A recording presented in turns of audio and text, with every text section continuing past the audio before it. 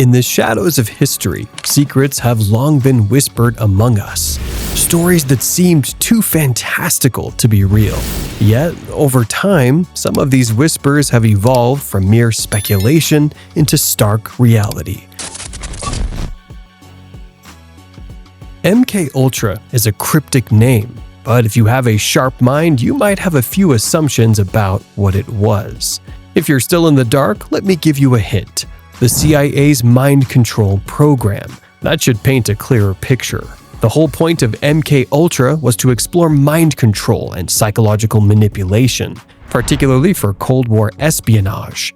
The program officially began on April 13, 1953, under the direction of CIA chemist Sidney Gottlieb.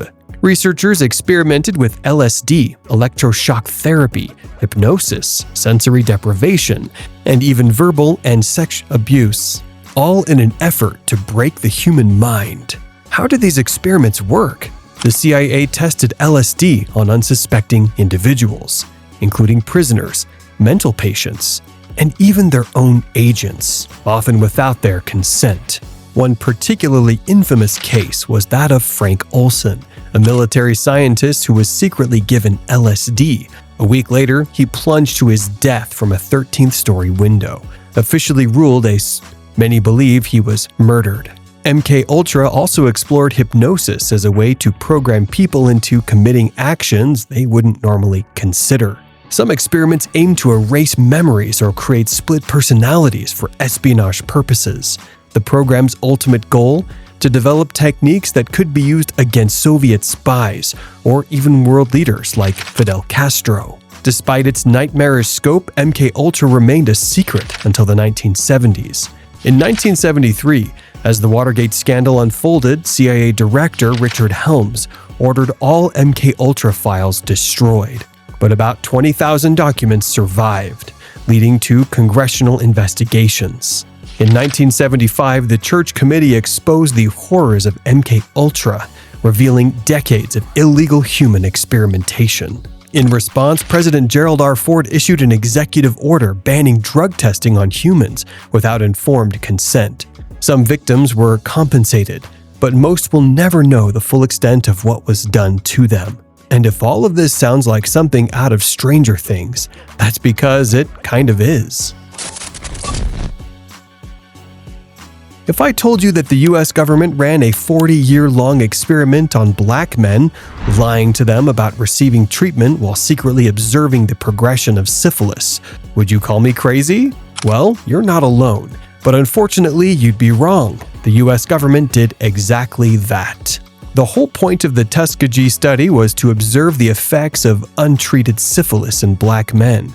The U.S. Public Health Service enlisted 600 African-American men from Macon County, Alabama, under the pretense of providing them free medical care. What they were actually doing was tracking the progression of syphilis without treating the infected participants. Even after penicillin was discovered as a cure, they still withheld treatment. The study, which began in 1932, targeted men with and without syphilis, performing blood tests, x-rays, and spinal taps. Some were even autopsied after death. The subjects were unaware they weren't being treated. They were simply told that they had bad blood, or were given placebos and ineffective medicine to maintain the illusion of care. Even after penicillin became the standard cure in 1947, researchers actively prevented the men from accessing it. This inhumane experiment continued for decades. Researchers justified their actions by claiming black men wouldn't seek treatment on their own. They even informed local doctors and the Alabama Health Department not to treat these patients. In 1941, some of the men were drafted into the military and diagnosed with syphilis during medical exams. The researchers ensured they were removed from service rather than allowing them to receive treatment.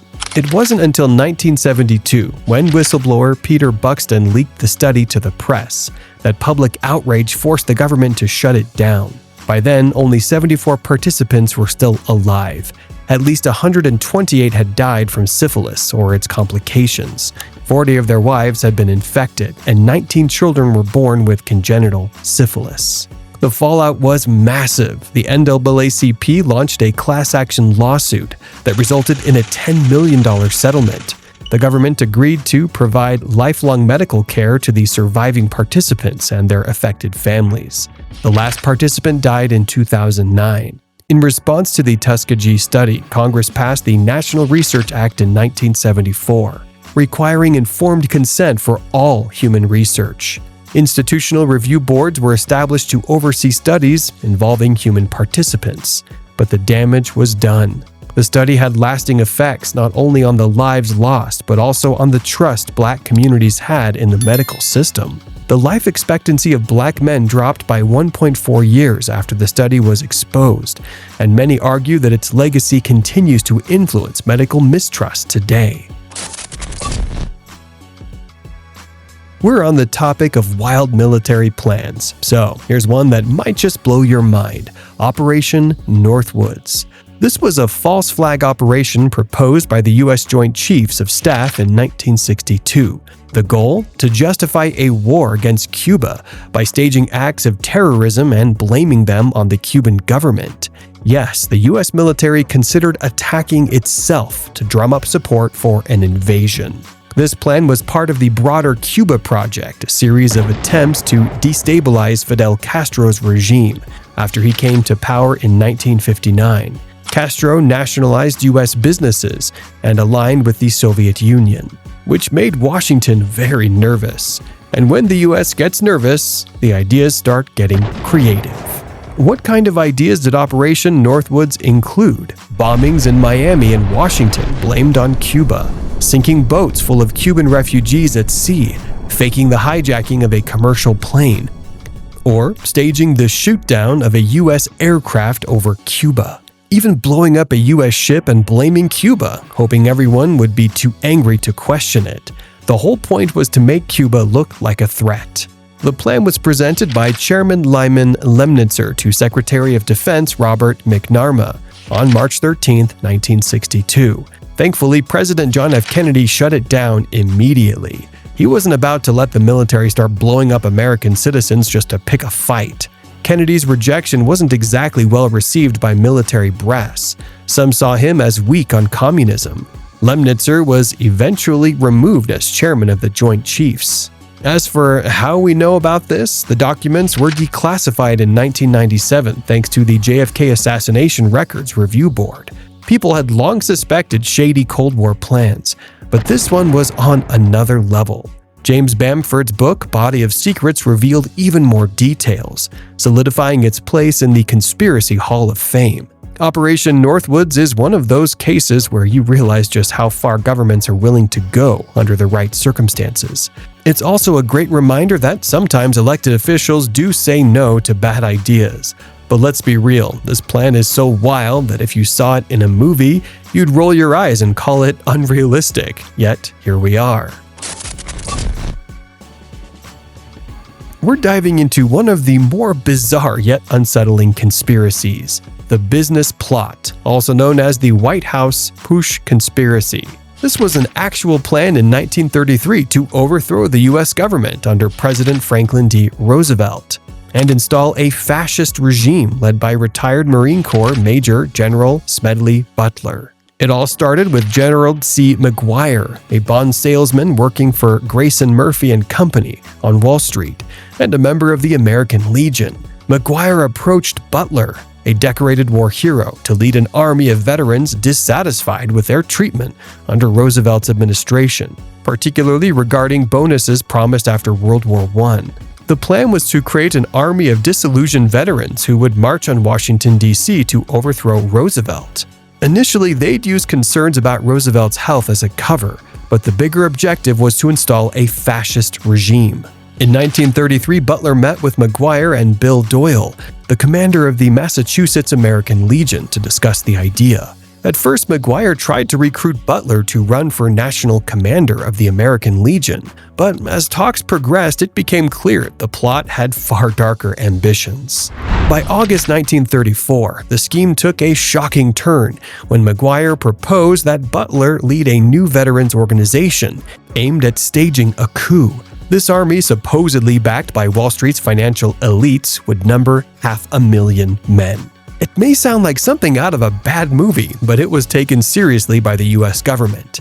In November 1934, after whistleblower Paul Comely French broke the story in the Philadelphia Record and New York Post, the House Special Committee on Un-American Activities launched an investigation. Many dismissed it as a hoax, but the McCormick-Dickstein Committee's investigation revealed there were indeed discussions about forming such a group. They couldn't prosecute anyone due to lack of concrete evidence. In the end, General Butler's testimony was largely dismissed as sensational, but the New York Times later reported that some of the claims were true, confirming there was at least a kernel of reality to this ridiculous plot. L. Ron Hubbard, the founder of Scientology, had a plan in the 1960s to infiltrate the government through an operation called Snow White. While it may sound like a fairy tale, the reality was far more sinister. Hubbard aimed to place Church of Scientology members in key government positions, like secretarial or security roles, where they could gather sensitive information and influence departments. Initially, it was pitched as a mission to correct what Hubbard called false government reports about Scientology. The church's highest-level office, the Guardian's Office, took matters into their own hands. They didn't just infiltrate, they wiretapped, broke into offices, stole official documents, and planted false information to discredit the US government and cover up the church's wrongdoings. The operation wasn't limited to the US, it spanned 30 countries, with documents even stolen from Interpol. Things reached a boiling point on July 8, 1977, when the FBI raided Scientology offices in Washington, D.C. and Los Angeles, uncovering over 48,000 incriminating documents. These revealed the scale of the operation and exposed the church's attempts to undermine national security. The aftermath was devastating for Scientology. 11 high-ranking members were convicted, including Mary Sue Hubbard, L. Ron Hubbard's wife, who was sentenced to 5 years in prison. As for Hubbard, he was named an unindicted co-conspirator, went into hiding, and never faced legal consequences before his death. Was this a case of religious persecution, or did the church cross a line by spying on governments worldwide? Operation Paperclip, launched in the fall of 1944, is one of the most morally complex missions ever undertaken by the US government. Initially, it aimed to secure German weapons, including biological and chemical agents, before the Nazis could use them. But American scientific intelligence officers quickly realized the real prize was the minds of the scientists behind these technologies. The United States began recruiting top Nazi doctors, physicists, and chemists, including Wernher von Braun, who later designed the rockets that took men to the moon. While von Braun is celebrated for his contributions to space exploration, his work on the V-2 rockets tied to forced labor and countless deaths was intentionally erased from public memory. The US government didn't just bring these scientists to America, they worked tirelessly to hide their pasts. Nazi affiliations were wiped clean, and these individuals were rebranded as invaluable Cold War assets. News of Operation Paperclip began leaking in December 1946, when the New York Times and other publications reported on it.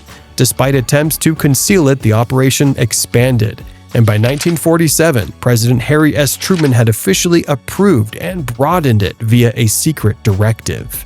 By the late 1950s, Operation Paperclip had moved into mainstream awareness, sparking debates on morality, ethics, and the price of scientific progress. This program, disguised as a routine hepatitis B vaccination campaign in Pakistan, wasn't about public health at all. It was part of a covert CIA operation during the hunt for Osama bin Laden. You might be thinking, this sounds insane. Well, that's because it is. The CIA used this deceptive tactic to confirm bin Laden's presence by gathering DNA samples from suspected relatives and comparing them to those of his deceased sister. The operation was led by Pakistani doctor Shakil Afridi, who was recruited by the CIA to organize the vaccination drive. The goal was to get close enough to the compound to collect DNA through syringes used in vaccinations, targeting children in poorer areas to make the program seem legitimate. They never managed to obtain the crucial DNA, but other intelligence methods eventually confirmed bin Laden's location, leading to his death during a U.S. Navy SEAL raid on May 2, 2011. Dr. Afridi was arrested by Pakistan in 2011 and sentenced to 33 years in prison for treason, further straining U.S.-Pakistan relations. The fallout didn't stop there. News of this fake vaccination program fed into conspiracy theories, with extremists claiming vaccines were Western espionage tools. This led to bans on vaccination teams and a fight against immunization efforts. Vaccination rates, particularly for polio, dropped dramatically, falling by as much as 39% in some regions. At least 16 health workers were killed, suspected of being linked to the CIA's operation. These attacks severely hindered efforts to combat polio in Pakistan. Globally, the incident damaged the credibility of international vaccination programs, especially in politically unstable areas. In 2013, the CIA announced it would no longer use vaccination drives as a cover for espionage. Want more wild theories? Drop your thoughts in the comments, and I might dive into them soon. If you're ready for something even crazier, check out the next video. And hey, the next time you hear a crazy conspiracy theory, remember, some of them turn out to be true.